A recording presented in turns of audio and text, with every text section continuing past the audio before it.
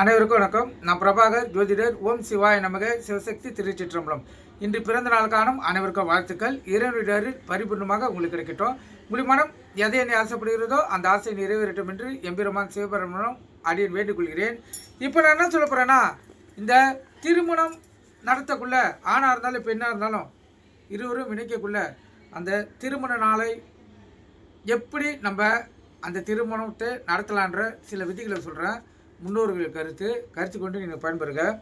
திருமணம் என்பது ஒரு சமூக சட்ட உறவுமுறை அமைப்பாகும். கணவன் மனைவி இருவரும் அடுத்தடுத்த ஜென்மங்களிலும் மனமொத்து வாழ வேண்டும் என்ற நோக்கத்துடன் அதனை ஆயிரங்காலத்து பயிர் என்று குறிப்பிட்டுள்ளனர். திருமணம் செய்ய வேண்டிய நாட்கள் மாதங்கள் குறித்து ஜோதிட சாஸ்திரங்களில் பல்வேறு விதிகள் உள்ளன. அதில் சில விதிகள் சொல்கிறேன், கற்றுக்கொண்டு பயன்பெறுங்க. முதல் விதி பார்த்தீங்கன்னா, திருமணம் மல மாதத்தில் இடம்பெறக்கூடாது. மலம் மாதம் என்பது 2 அமாவாசை அல்லது 2 பௌர்ணமி ஒரே மாதத்தில் வருவது கருத்தில் கொள்ளுங்க. அந்த நாளில் திருமணத்தை நிச்சயம் பண்ணக்கூடாது. அதே போல் 2ஆம் விதி பார்த்தீங்கன்னா, சித்திரை, வைகாசி, ஆனி, ஆவணி, தை, பங்குனி தவிர இதர மாதங்களில் திருமணம் செய்வதை தவிர்ப்பது நல்லது. 3ஆவது விதி பார்த்தீங்கன்னா, இயன்றவரை சுக்கிலம் பட்ச காலத்திலேயே திருமணம் செய்வது நல்லது. 4ஆவது விதி பார்த்தீங்கன்னா, புதன், வியாழன், வெள்ளி போன்ற சுப ஆதித்யமுடைய கிழமைகள் மிகவும் ஏற்றவை. இதர கிழமைகளை அவ்வளவு உகந்ததல்ல. அதே போல் ரிஷமம், மிதுனம், கடகம், சிம்மம், கன்னி, துலாம், தனுசு, மீனம் ஆகிய சுப லக்கணங்களில் மட்டுமே திருமணத்தை நடத்த வேண்டும். 5ஆவது விதி பார்த்தீங்கன்னா, சுவாதிகை, திருதிகை, பஞ்சமி, சஷ்டமி, தசமி, திரோதசி ஆகிய சுப திதிகளில் தவிர இதர திதிகளை திருமணம் நடத்தக்கூடாது.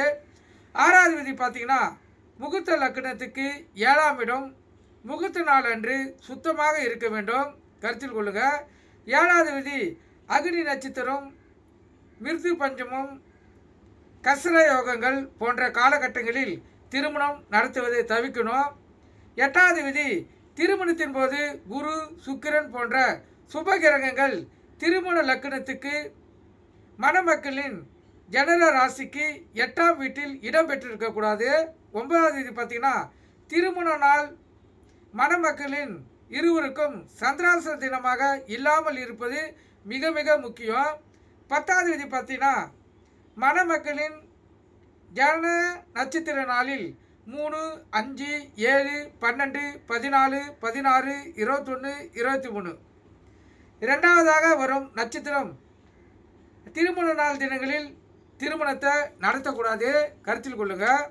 அதே போல் 11ஆம் விதி பார்த்தீங்கன்னா, கடைசியாக மணமக்களின் பிறந்த தேதி அல்லது பிறந்த கிழமைகளில் எக்காரணத்தை கொண்டும் திருமணத்தை செய்யக்கூடாது. இது முன்னோர்கள் திருமணம் நடத்தக்கூடிய, அதாவது காலங்காலமாக நம்ம சரியாக கடைபிடித்தால் மணமக்கள் இருவரும் மகிழ்ச்சிகரமாக வாழக்கூடிய வாய்ப்பு ஏற்படும்.